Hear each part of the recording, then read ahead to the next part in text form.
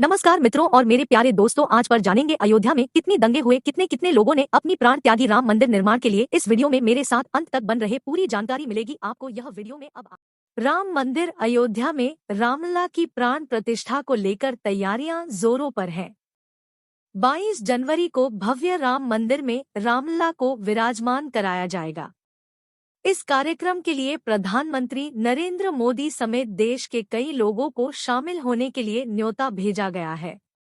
आज हम आपको बताएंगे अयोध्या केस में कब कब और क्या क्या हुआ, कहां से शुरू हुई इसकी कहानी। नई दिल्ली।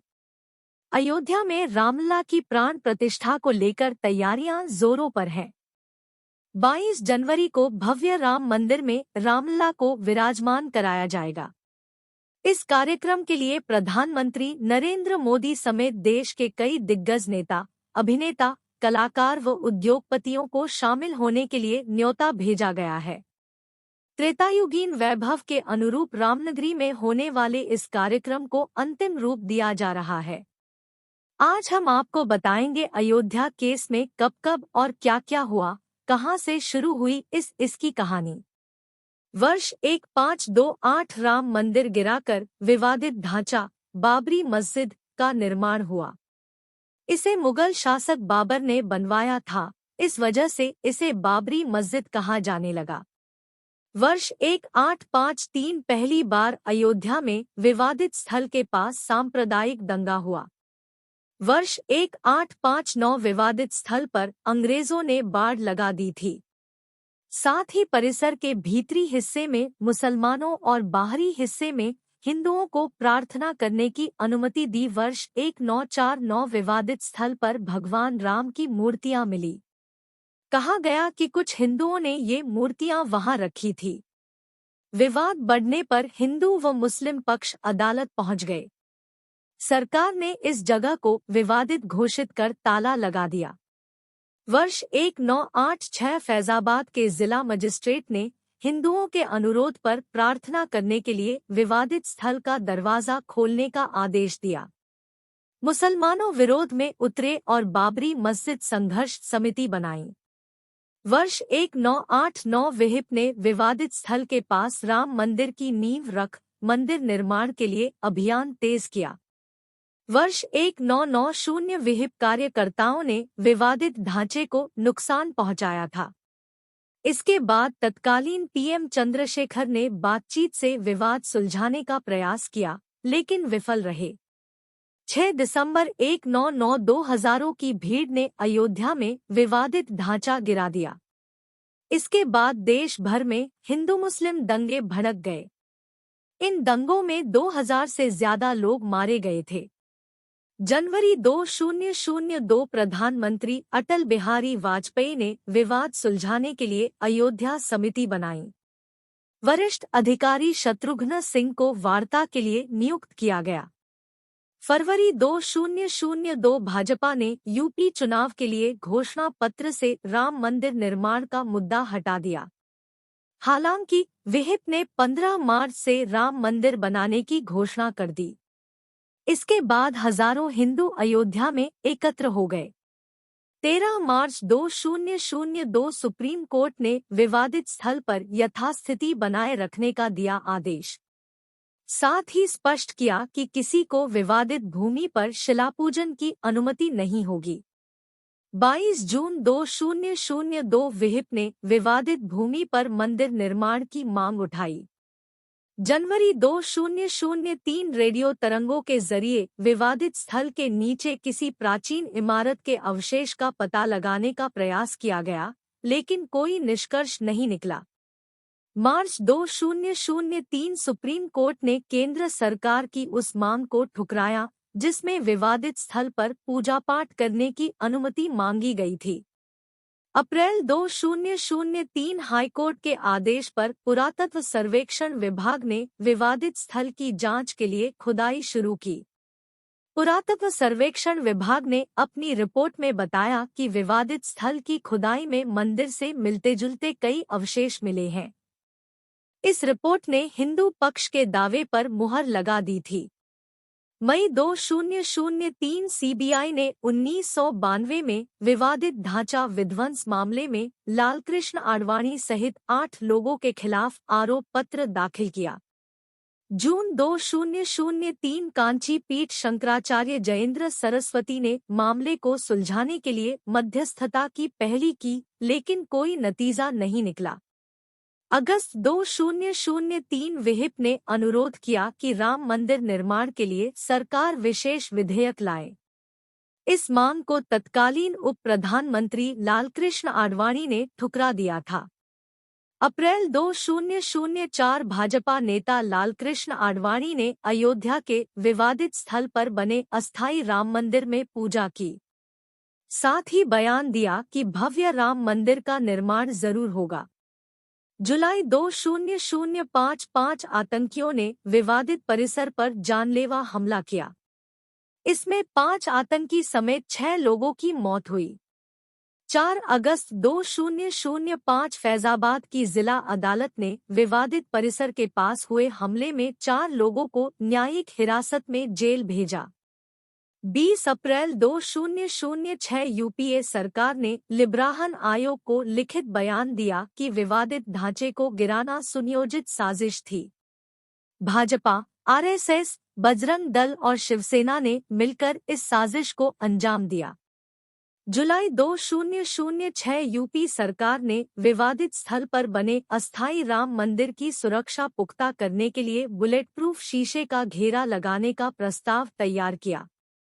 मुस्लिम पक्ष ने अदालत द्वारा दिए गए स्टे की अवहेलना का हवाला देकर विरोध किया। 30 जून 2009 अयोध्या के विवादित ढांचा विध्वंस मामले में जांच के लिए बनाए गए लिब्राहन आयोग ने 17 साल बाद अपनी जांच रिपोर्ट तत्कालीन प्रधानमंत्री मनमोहन सिंह को सौंपी थी। 7 जुलाई 2009 तत्कालीन यूपी सरकार ने हाईकोर्ट में हल्फनामा दायर कर बताया कि अयोध्या विवाद से जुड़ी 23 महत्वपूर्ण फाइलें सचिवालय से गायब कर दी गई हैं। 24 नवंबर 2009 संसद के दोनों सदनों में लिब्राहन आयोग की रिपोर्ट पेश की गई। इसमें नरसिंह राव को क्लीन चिट दे दी गई। 20 मई 2010 विवादित ढांचा विध्वंस मामले में भाजपा नेता लालकृष्ण आडवाणी समेत अन्य नेताओं पर आपराधिक मुकदमा चलाने के लिए दायर पुनरीक्षण याचिका हाईकोर्ट ने खारिज कर दी। 26 जुलाई 2010 अयोध्या विवाद पर हाईकोर्ट में सुनवाई पूरी हुई। 8 सितंबर 2010 हाईकोर्ट ने मामले में फैसला सुनाने के लिए 24 सितंबर की तारीख तय की। 24 सितंबर 2010 हाईकोर्ट की लखनऊ पीठ में 3 जजों की बेंच ने फैसला सुनाते हुए विवादित स्थल का 1/3 हिस्सा मुसलमानों को मस्जिद बनाने के लिए दिया और हिंदुओं को विवादित स्थल का शेष हिस्सा समेत मंदिर बनाने के लिए बाकी जमीन देने का फैसला सुनाया। फैसले से असंतुष्ट होकर दोनों पक्षों ने सुप्रीम कोर्ट का दरवाजा खटखटाया। 9 मई 2011 सुप्रीम कोर्ट ने इलाहाबाद हाई कोर्ट द्वारा विवादित स्थल को 3 हिस्सों में बांटने के फैसले पर रोक लगा दी। साथ ही सुप्रीम कोर्ट में सुनवाई शुरू हुई। 27 जनवरी 2018 तत्कालीन चीफ जस्टिस दीपक मिश्रा की अध्यक्षता वाली 3 सदस्यीय पीठ ने अपने फैसले में कहा था कि मस्जिद इस्लाम का अभिन्न अंग नहीं है। साथ ही पीठ ने इस केस को 5 जजों की पीठ के पास नए सिरे से सुनवाई करने के लिए भेजने से इनकार कर दिया था। 29 अक्टूबर 2018 सुप्रीम कोर्ट ने मामले की सुनवाई करते हुए कहा था इस मामले की सुनवाई के लिए जनवरी के प्रथम सप्ताह में उचित पीठ का गठन होगा, जो इसकी सुनवाई का कार्यक्रम तय करेगा। जनवरी 2019 अयोध्या केस की सुनवाई के लिए चीफ जस्टिस रंजन गोगोई की अध्यक्षता में 5 जजों की संवैधानिक पीठ गठित हुई। पीठ में justice DY Chandrachud, justice UU Lalit, justice Bobde और जस्टिस एनवी रमन्ना को शामिल किया गया। 10 जनवरी 2019 मुस्लिम पक्ष के वकील राजीव धवन द्वारा सवाल उठाए जाने पर जस्टिस यूयू ललित ने खुद को इस केस की सुनवाई से अलग किया। राजीव धवन ने सवाल उठाया था कि 1994 में इसी केस में जस्टिस यूयू ललित ने उत्तर प्रदेश के पूर्व मुख्यमंत्री कल्याण सिंह की कोर्ट में पैरवी की थी। 27 जनवरी 2019 न्यायमूर्ति बोबडे के अवकाश पर होने की वजह से 29 जनवरी 2019 की प्रस्तावित सुनवाई टली। सुप्रीम कोर्ट ने 26 फरवरी 2019 की नई तिथि निर्धारित की। 26 फरवरी 2019 सुप्रीम कोर्ट ने मामले में मध्यस्थता के जरिए विवाद सुलझाने की सलाह दी। कोर्ट ने कहा था कि अगर इसकी 1% भी गुंजाइश है तो मध्यस्थता होनी चाहिए। सुप्रीम कोर्ट अपनी निगरानी में मध्यस्थता के जरिए विवाद का निपटारा कराने को तैयार हुआ।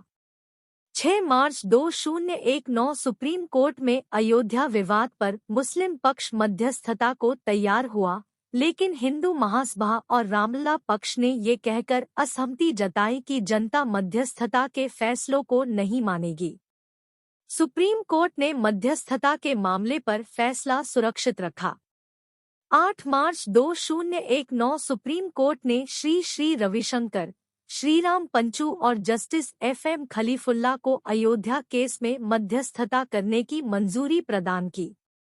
2 अगस्त 2019 सुप्रीम कोर्ट ने कहा कि मध्यस्थता के जरिए अयोध्या केस नहीं सुलझाया जा सकता।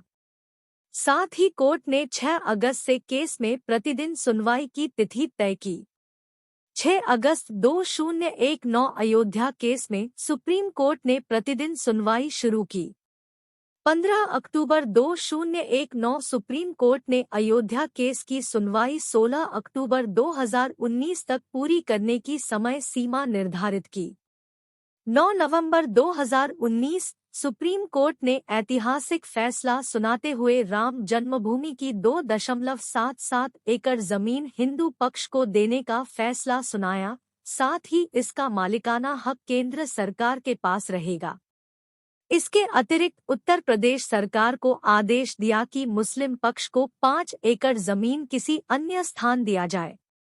5 अगस्त 2020 यह वह तारीख है जब प्रधानमंत्री नरेंद्र मोदी ने भगवान श्रीराम की नगरी अयोध्या में श्रीराम जन्मभूमि पर भव्य मंदिर के निर्माण के लिए भूमि पूजन में हिस्सा लिया। 22 जनवरी 2024 अयोध्या में तैयार हुआ भव्य राम मंदिर में कई मूर्तियों की प्राण प्रतिष्ठा की जाएगी। और दोस्तों, आपको यह जानकारी कैसी लगी? मैं आशा करता हूँ आपको है जानकारी पसंद आई हो तो वीडियो को लाइक करें और चैनल पर पहली बार आए हो तो चैनल को सब्सक्राइब करें और कमेंट करना ना भूलें। हम मिलेंगे अब दूसरी वीडियो में। जय श्री राम कमेंट में लिखना ना भूले। जय श्री राम।